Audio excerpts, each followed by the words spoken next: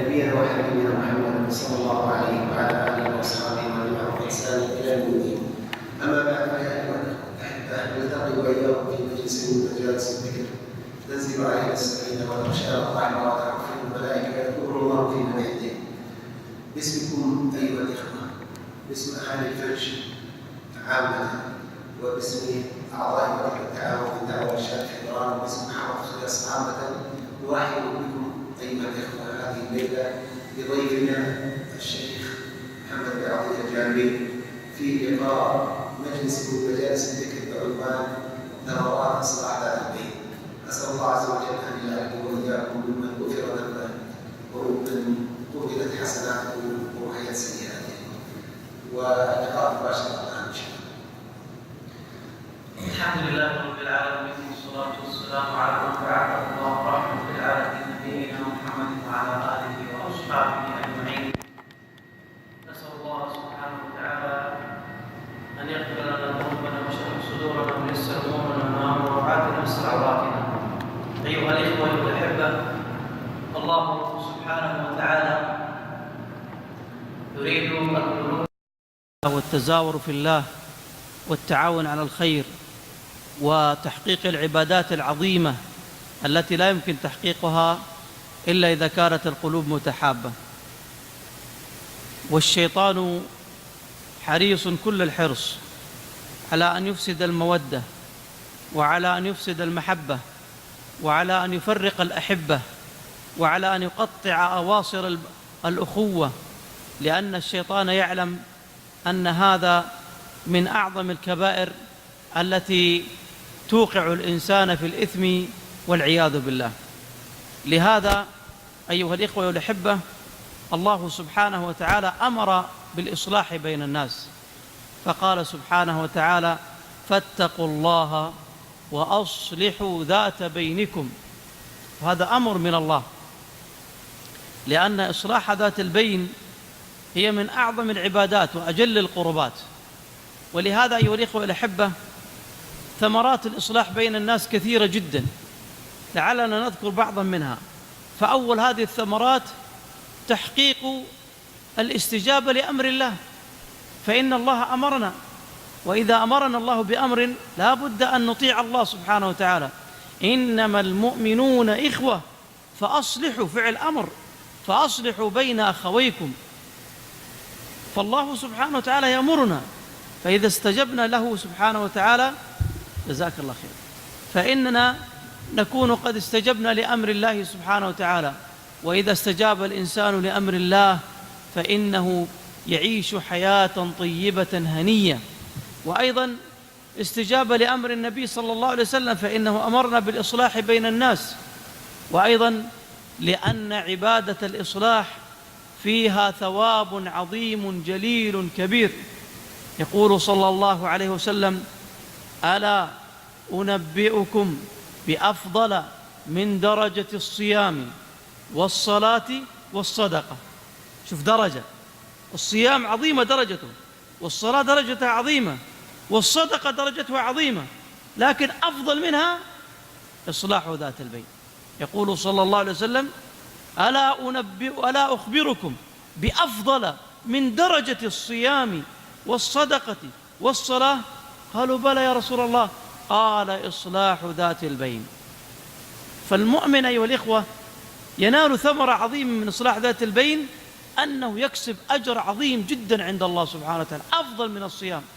ولهذا النبي صلى الله عليه وسلم لما علم أنه قد وقعت خصومة بين بني عمرو بن عوف في قباء، في منطقة قباء، ذهب صلى الله عليه وسلم وأصلح بينهم، حتى تأخر عن الصلاة صلى الله عليه وسلم، صلاة الجماعة، تأخر عن الصلاة من أجل الإصلاح. لهذا لأن فيها أجر عظيم عند الله سبحانه وتعالى. والإصلاح ذات البين من ثمرته أنه تجارة لن تبور. الرسول صلى الله عليه وسلم يقول: يا أبا أمامة، ألا أنبئك بتجارة، يعني تجارة ما تخسر أبدا. قلت: بلى يا رسول الله. قال: عليك بإصلاح ذات البين. والنبي صلى الله عليه وسلم أخبرنا أن الإنسان حين يصبح فإنه لا بد أن يأتي ب360 صدقة، زكاة حقت أعضائه مفاصله، الإنسان 360 مفصل، كل مفصل لازم تجيب عليه صدقة. فقال صلى الله عليه وسلم: فتسبيحة صدقة، وتهليلة صدقة، وتعدل بين اثنين صدقة. تعدل بين اثنين يعني تصلح بينهم. فأنت حينما تصلح بين الناس تأتي بصدقة عظيمة تؤدي شكر نعمة هذه المفاصل التي أنعم الله سبحانه وتعالى بها عليك. ويا أحبتي، من أيضا الثواب العظيم في قضية الإصلاح بين الناس أن أنس بن مالك رضي الله عنه قال، اسمع ماذا يقول أنس، اسمع يا عبد الله، شوف الفضل العظيم. يقول: عليكم بالإصلاح بين الناس، فإن كل كلمة تصلح فيها بين الناس تعدل عند الله عتق رقبة. تخيل لو أنك قلت 100 كلمة، 100 رقبة اعتقتها عند الله. وعتق الرقاب فضلها عظيم. يقول صلى الله عليه وسلم: من أعتق رقبة مؤمنة أعتق الله رقبته من النار. وفي رواية: أعتق الله بكل عضو منه عضوه من النار. عتق الرقاب عظيم جدا. أنت إذا اعتقت رقبة كأنك اعتقت نفسك من النار، فكيف إذا جئت وقد اعتقت 100 رقبة؟ لأن قلت 100 كلمة، فكيف لو قلت 1000 كلمة؟ 1000 رقبة معتوقة عند الله. الإصلاح بين الناس عظيم يا إخوان. ولهذا النبي صلى الله عليه وسلم سعى للإصلاح بين الناس بنفسه صلى الله عليه وسلم. في البخاري أن النبي صلى الله عليه وسلم كان في مسجده فسمع كعب بن مالك يخاطب رجل. كعب كان له دين عند واحد، فأخذ يطالبه بالدين. يطالبه بليش؟ بالدين. فسمع النبي صلى الله عليه وسلم أصواتهم ترتفع، فأخرج رأسه صلى الله عليه وسلم فقال: يا كعب. قال: نعم يا رسول الله. قال: ضع، يعني الشطر، النصف من الدين. قال: لبيك وسعديك يا رسول الله، يعني ما عندي مشكلة، أنا أضع له النصف. فقال صلى الله عليه وسلم للرجل الآخر: قم، فقد سقط عنك نصف الدين فاقض الباقي، يعني خلاص خففنا عنك.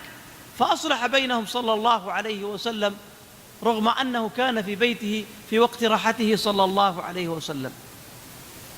من ثمرات الإصلاح أيها الإخوة، وانتبهوا يا أخوان، انتبهوا، هذا فضل عظيم جدا، أنك تنجي المتقاطعين، تنجيهم من كبائر عظيمة، وهي كبيرة الهجر والمقاطعة.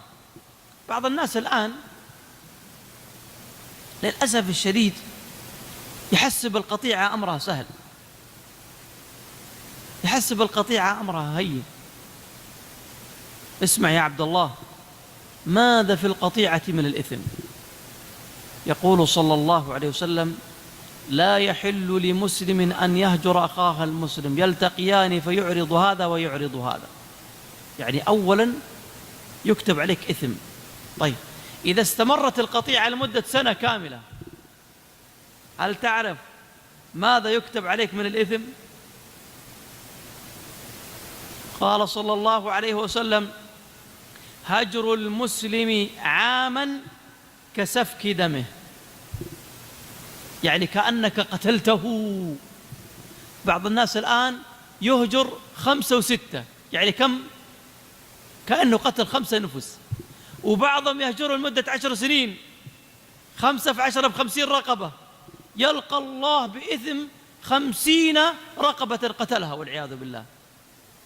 وقتل المؤمن ليس بالأمر السهل، ومن يقتل مؤمنا متعمدا فجزاؤه جهنم خالدا فيها وغضب الله عليه ولعنه وأعد له عذابا عظيما. شوف الإثم العظيم في قتل النفس. أيضا الذي يهجر أخاه المسلم المغفرة عنه محجوبة، والعمل الصالح غير مقبول. الآن بعض الناس يجي يصلي ويحسب ربي بيغفر له وهو مقاطع ولد عمه ولا مقاطع جاره. اسمع ماذا يقول النبي صلى الله عليه وسلم: تفتح أبواب الرحمة في يوم الاثنين والخميس، فتعرض الأعمال على الله، فيغفر الله لجميع المؤمنين إلا اثنين متخاصمين، يقول الله أنظر هذين، أمهلوهم، أنظر هذين حتى يصطلحا، فالمغفرة محجوبة عنك وقبول العمل غير مقبول. ترى صلاتك ما هي مقبولة، وصيامك مو مقبول، وحجك مو مقبول. والله لو صليت 1,000,000 صلاة وحجيت 1,000,000 حج وصمت 1,000,000 رمضان، إن الله ما يقبلها منك ما دام أنك مقاطع أخوك المسلم. ما يقبلها منك، ما تقبل أعمالك حتى تصلح ما بينك وبين أخوك المسلم. وأيضا واسمع هذا الحديث يا عبد الله، يقول صلى الله عليه وسلم: لا يحل لمسلم أن يهجر أخاه المسلم، فإن مات على صرامهما، يعني على قطيعتهم، كل واحد بقطع الثاني، دخل النار سويا. لا إله إلا الله. من منا يريد أن يدخل النار؟ فإذا أصلحت بينهم نجيتهم من النار. ثمرة عظيمة من ثمرات الإصلاح أنك تنجي أخوك المسلم من النار. يا أحبتي أسألكم بالله، لو مريت على بيت جارك وإذا بك تشوف الدخان والنار تشتب فيه، وش تسوي؟ تقعد ساكت؟ تقول إيش لي صلاح؟ تقول إيش دخلني؟ أنا إيش لقفني بمشاكل الناس؟ ولا تروح تدق الباب وتخبط الناس وتنقذهم؟ طيب أنت قاعد تشوف أخوك المسلم يتعرض للنار وهو مقاطع أخوه المسلم، ما تحرك ساكن؟ ما في قلبك غيرة؟ ما في قلبك إيمان؟ ما تحب أخوك المسلم؟ ما تريد أن تنقذه من النار؟ لا إله إلا الله. أمور الدنيا نحرص عليها، أمور الآخرة ما ندورها. أين نار الدنيا من نار الآخرة؟ يقول صلى الله عليه وسلم: أرأيتكم ناركم هذه التي توقدون عليها، فإن نار الآخرة قد فضلت عليها ب79 جزءا، ب79 جزءا، 69 جزء. شوف كيف نار الدنيا ولا شيء، وانت تبغى تنقذ من نار الدنيا وسيبته يقع في نار الآخرة. فالإصلاح ينجي بين هذين. جاءنا أحد الإخوة مرة، وقديم هذا قبل حوالي أكثر من 25 سنة، فقال: يا مشايخ الحقونا. قلنا: خير. قالوا: 2 عيال عم في قرية من القرى. ايش بهم؟ قال: البيت قدام البيت ما بينهم إلا 10 أمتار، ومتقاطعين لهم 25 سنة، ما يدخل هذا البيت هذا ولا يدخل هذا. يمر عليهم عيد، يمر عليهم فرح، يمر عليهم أحد يقابل أحد ولا أحد يسلم على أحد، قاطعين هاجرين. يقول للشيخ: فذهبنا إليهم من الظهر، حركنا، يقول صلينا العصر عندهم، دخلنا عند هذا حولنا فيه، دخلنا عند هذا حولنا فيه. يقول الشاهد: إلين صلاة العشاء وإحنا ما قدرنا نفلح، كل واحد معصي. فواحد جزاه الله خير جاءنا وقال: ترى أقول لكم. قال: نعم. قال: لو رحتوا طيحتوا العمامة، طيحتوا كفيتكم شماغكم، وقلت له طالبينك طلبة، يقول أعطيناها آيات ما نفع، أعطيناها عديد ما نفع، أعطيناها أقوال كلام ما نفع، يقول قلنا خلنا نجيبها قبلية. يقول: والله دخلنا 3-4 أنفار عند كبرهم شوية ناشف، يقول كلنا طيحنا قدرنا، قلنا والله ما نشيل لين تعطينا طلبنا. قال: الله يبلشكم، تلوشتوني، وش تبغون؟ قلنا: نبغاك تصلح مع ولد عمك. قال: طيب نشيل عمايمكم، عيب الناس تتحدث إني ما رديت لكم عمايمكم. الرجال أخذها من باب الحمية. يقول: أصلحنا بينهم وسوينا عشاء واجتمعوا وتسالموا وتحابوا. يقول الشيخ: فرجعنا جدة. يقول: جانا الرجال بعد حوالي 2 أسبوع. قال: يا شيخ. قال: نعم. قال: الله يحرم وجهك على النار. قلت: هات البشرى. قال: أبشرك، مات الأول بعد 10 أيام، وبعد بيومين مات الثاني. لا إله إلا الله. انظر كيف أنقذهم الله من النار بعد 25 سنة. يا أخوان، ما كان بينهم بين الموت إلا 12 يوم، 10 أيام و12 يوم. مات الأول بعد 10 أيام ومات الثاني بعد 12 يوم. أنقذهم الله بسبب الإصلاح بين الناس. الإصلاح بين الناس عظيم.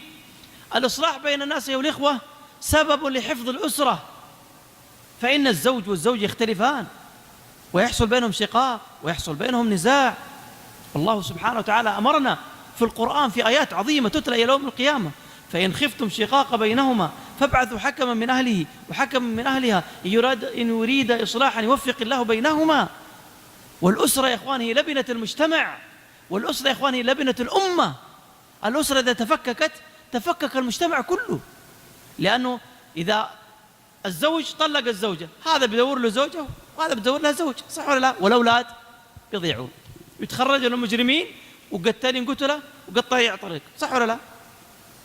ولهذا الشيطان ماذا يفعل؟ كل يوم الشيطان ينصب عرشه على الماء، يحط عرشه، ثم يبعث الآباء لسوى الشياطين، يقول روحوا اغوا بني آدم، اغوا بني آدم.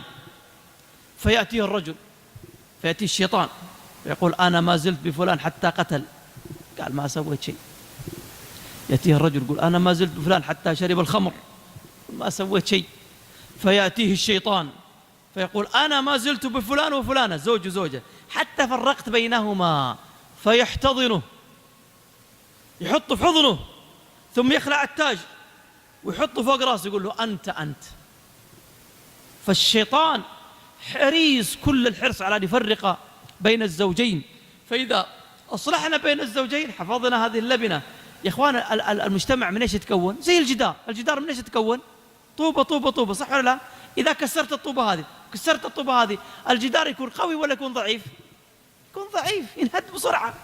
لكن إذا كانت الطوب موجودة ومتماسكة فيما بينها الجدار قوي، الأمة تكون قوية، لبنتها قوية شديدة، ما تهزها الأعاصير ولا تهزها المصائب والنكبات. لذلك أيها الإخوة الأحبة، من ثمرات الإصلاح المحافظة على اللبنة الأولى في المجتمع وهي لبنة الأسرة. أيضا من ثمرات الإصلاح أيها الإخوة أنك تعيد المياه إلى مجاريها، وتعيد المحبة إلى القلوب مرة أخرى، وتعيد الصفاء بعد أن تعكرت الأجواء. نعم والله أيها الإخوة، كم أحدث الإصلاح بين الناس من محبة ومودة. ترى يا إخوان اسمعوا هذا الحديث صحيح مسلم، يقول الله سبحانه وتعالى وجبت محبتي، وجبت يعني لزمت وتمت، لمن؟ للمصلين. وجبت محبتي للمتحابين فيا، ما قال للمصلين، للمتحابين. وإذا تخاصمت بينك وأخوك المسلم صرتوا تحبون بعض ولا تكرهون بعض؟ تكرهون بعض. فالإصلاح بين الناس يزيل هذه الأمور ويورث المحبة والمودة والألف. كان هناك اثنين من الأصدقاء متحابين متقاربين، فعقدوا بينهم صفقة تجارة. وللأسف الشديد أخوان، الدنيا إذا دخلت أفسدت، وهذا ما يحدث الآن بين الناس. الآن الناس مشاكلهم على إيش؟ على أمور دين ولا أمور دنيا؟ على قطعة أرض، على ورث، على أمور تافهة، على عيال تضاربوا. والله يا إخوان إنها مشاكل، إنها يندى لها الجبين، مشاكل صغيرة جدا، لكن العقول صارت صغيرة كمان، صار الإنسان يحط من المشكلة الصغيرة مشكلة كبيرة. هذين الأخوين أو هذان الأخوان الاثنان سووا تجارة بينهم، وللأسف الشديد ما كتبوا، فما شاء الله التجارة بدأت تنمو تكبر. فلما رأوا الأرباح بدأت تزيد اختلفوا في النسبة، أنت لك 50 ولا 50، قال لا أنا سويت شغل أكثر، أنا لي 60 ضربة، قال لا أجل أنا لي أكثر، أنا لي 70 ضربة. اختلفوا وتنازعوا وتقاطعوا، وأصبح بعضهم يهجر بعض، فجلسوا على هذا 3 أو 4 أشهر لا يكلم أحدهم الثاني. فحاولوا نصلح بينهم ما استطاعوا، فقام واحد جزاه الله خير من المصلحين سوى خدعة، اتصل على واحد وقال يا أبو فلان، قال نعم، قال أبغاك الليلة عندي عشاء مناسبة بسيطة، قال جزاك الله خير، أبشر يا أبو فلان، حاضر صل. يقولوا جاء ودخل المجلس، طبعا هم عاد يقابلون أحد ولا يبغى يقابل يشوف الثاني، واتصل على الثاني وما علم، ما قال له ترى فلان بيجيني أبد، قال يا أبو فلان عندي مناسبة بسيطة، ترى ما عزمتك إلا أنت، تعال. وجاء. يقول هذا الأخ الذي أصلح بينهما، يقول والله لما دخل الثاني والأول كان في المجلس ما في حد غيره، فقال السلام عليكم ورحمة الله، طالع إنه صاحبه قدامه، اللي مقاطعه. هذاك ايش قال له؟ ما عاد تقدر يقول، قال وعليكم السلام ورحمة الله وبركاته. وإذا بهم ينطلق بعضهم إلى بعض ويحضن بعضهم بعض، كل واحد يبكي يقول له سامحني سامحني سامحني سامحني. وإذا بالمحبة تنزل بعد أن كانت هناك القطيعة، وإذا بالمحبة تجتمع والقلوب تتآلف بعد أن كانت هناك هجران. كل هذا بسبب إيش يا إخوان؟ الإصلاح بين الناس. يا إخوان الإصلاح عظيم جدا جدا.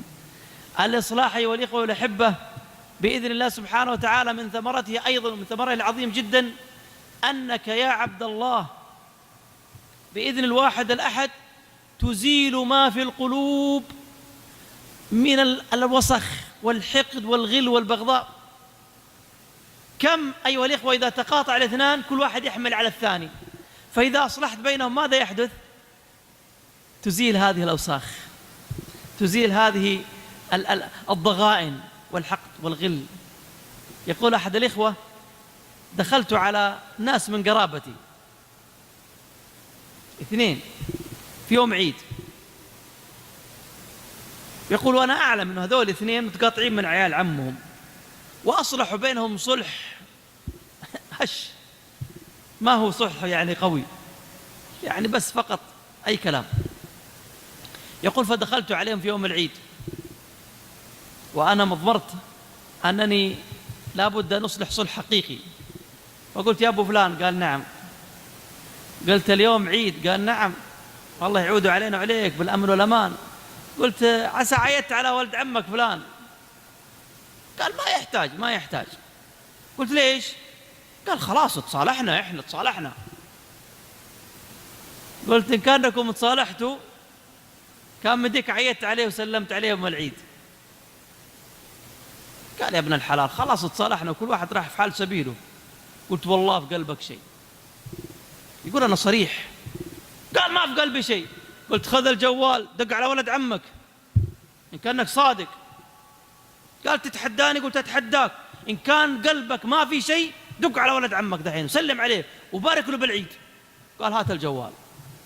يأخذ الجوال، السلام عليكم. عليكم السلام، كيف حالك يا ولد عمي من العايدين؟ يقول بدأ بنبرة شديدة بعدين بدأت النبرة تخف. يقول شوية كان يعطيني ظهره، يروح لآخر المجلس ويسولف ويهرج. يقول ويرجع لي بوجه غير الوجه اللي راح به. كان يجي كان يخمني ويحب راسي. قال ايش فيك؟ قلت له ايش فيك؟ قال الله يزيل عنك كل ذنب وهم. قال ايش فيك؟ قال اقسم بالله كان هنية على قلبي كيس اسمنت من الغل على ولد عمي. يوم سلمت عليه في العيد وباركت له بالعيد وبارك لي بالعيد، يقول راح هذا كله. الله يشرح لك صدرك زي ما شرحت صدري. الإصلاح بين الناس يا إخوان يزيل هذه الحقد والغل والبغضاء والشحناء. والقلب إذا امتلأ بالغل والبغضاء والشحناء يصبح من أبغض القلوب عند الله. الله ما ينظر إليه.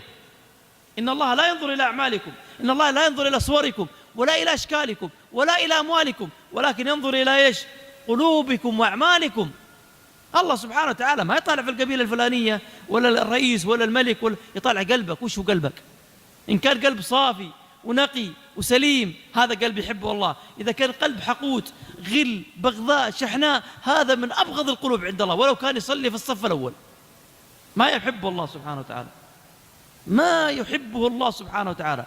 فمن ثمرات الإصلاح أيها الإخوة أن القلوب تتصفى وتتنقى. أيضا أيها الإخوة أيها الأحبة أن القلوب إذا تصالحوا دخلوا الجنة بإذن الله سبحانه وتعالى. المتخاصمين المتقاطعين ينجوان من النار ويدخلون الجنة بإذن الله سبحانه وتعالى. وهذه ثمرة عظيمة من ثمرات الإصلاح. فيا أحبتي يا إخوتي، الله في السعي في الناس. لا تقول والله ما تنحل المشكلة، لا تقول والله بيردوني، لا تقول والله بيسمعوني كلمة ما هي بزينة، لا، اسعى فإن أجرك عند الله موجود، وإن أجرك عند الله ثابت، وإنها تجارة لن تبور بإذن الله سبحانه وتعالى، وإنك ستكسب أجرا عظيما بإذن الله سبحانه وتعالى. يقول الإمام أحد السلف أظن ابن سيرين يقول ما من خطوة أحب وأعظم عند الله من خطوة يسعاه الرجل في الإصلاح بين الناس. شوف القرآن ماذا يقول؟ لا خير في كثير من نجواهم، كلامه كثير هذا ما في خير إلا من أمر بصدقة أو معروف أو إصلاح بين الناس. طيب، ومن يفعل ذلك ابتغاء مرضات الله فسوف نؤتيه أجرا عظيما. الله بيعطيك أجر عظيم. فالله في الإصلاح بين إخوانكم. يا أحبتي اسعوا وابذلوا، حتى لو أعطيت شيء من مالك، حتى لو أعطيت شيء من وقتك، فإن لك عند الله أجرا عظيما. أسأل الله سبحانه وتعالى أن يجعلنا وإياكم هداة مهتدين غير ضالين ولا مضلين، أن يجعلنا مفاتيح للخير مغاليق للشر. وصلى الله وسلم على نبينا محمد. تفضل يا عم.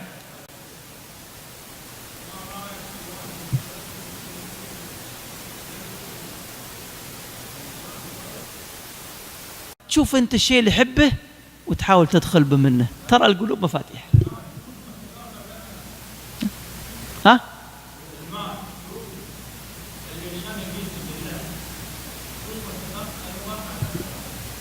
يجوز تصلح تدفع فلوس، ما في شيء. الله سبحانه وتعالى جعل من الأصناف الثمانية الذين يأخذون من الزكاة الذين يصلحون بين الناس يغرمون. فلو جاء إنسان وحاول يصلح بين الاثنين وقال واحد والله ما أصلح أخويا إلا أعطيتني 50,000 ريال، قال عندي أنا أدفع لك 50,000، نقول له ادفعها ونعطيك من الزكاة 50,000 عشان تصلحت الاثنين. هذا بنص القرآن وبنص سنة الرسول صلى الله عليه وسلم. فيا أحبتي يا إخوتي اسعوا في الإصلاح. والله يا إخواننا لكم أجر عظيم، حتى لو صدوكم ترى أجركم ثابت.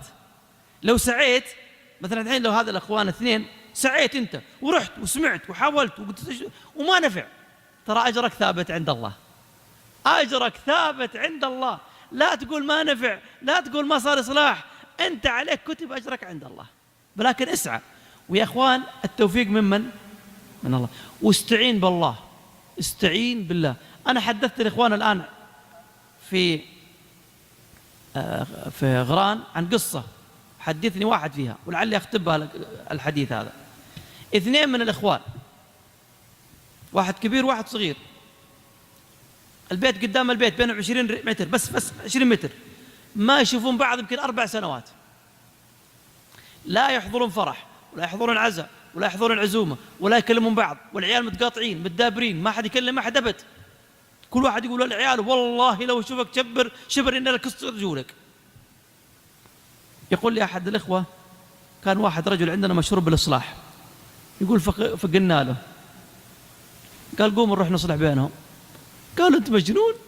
قلت خير. قال فلان حاول وفلان حاول وفلان أحسن منك ما قدروا يصلحون بينهم، أنت تصلح بينهم. قال يقول أنا معي ربي، أنا معي ربي. يقولوا نروح عند الأخ الكبير. الأخ الكبير كان لين، وجلسنا معه وحدثنا معه. قال إذا أخوي يبغى الصلح أنا ما عندي مانع.